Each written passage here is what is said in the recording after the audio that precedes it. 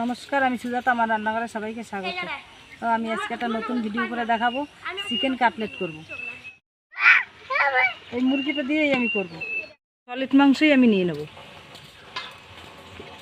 এটা আমি ধুয়ে নিয়ে এসেছি, এখন আমি পিস পিস করে কেটে নেব। পাতলাও কাটিনি আর মোটাও কাটিনি, এই দেখুন এইভাবে কেটে নিয়েছি। ডিম ফাটিয়ে নেব।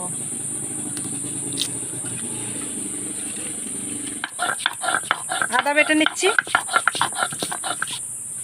আদা বেটে নিয়েছি, রসুন বেটে নেব। ডিমের মধ্যে আমি নুন দিয়ে দিচ্ছি, আমি ডিম ফেটিয়ে নেব। এখন সব মশলা আমি দিয়ে দেবো। নুন দিয়ে দিচ্ছি, আদা বাটা দিয়ে দিচ্ছি, রসুন বাটা, লঙ্কার গুঁড়ো দিয়ে দিচ্ছি। 1 চা চামচ আমি গোলমরিচের গুঁড়ো দিয়ে দিয়েছি। ভালো করে এখন আমি মাখিয়ে নিচ্ছি মশলা দিয়ে। মাখানো আমার রেডি মশলা দিয়ে। এখন আমি এখন একটা একটা করে ডিমের মধ্যে চুবিয়ে নেবো। এইভাবে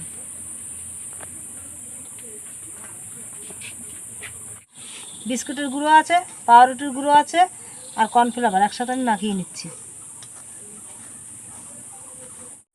এখন এইভাবে করে মাখিয়ে নেব। কড়াই গরম হয়ে গেছে, তেল দিয়ে দিচ্ছি, সাদা তেল। হালকা গরম করে আমি একটা একটা করে ছেড়ে দিচ্ছি। ওই দেখুন কি সুন্দর হয়েছে। এখন আমি উল্টে দিচ্ছি, লাল হয়ে গেছে, ঠিক হয়ে গেছে। আমি এখন নামিয়ে দিচ্ছি।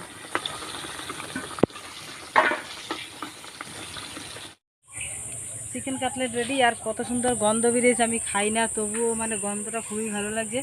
ভাই খেয়ে দেখাবে, সস লাগিয়ে নিয়েছি, তা এখন ও খেয়ে দেখাবে। খুব সুন্দর হয়েছে।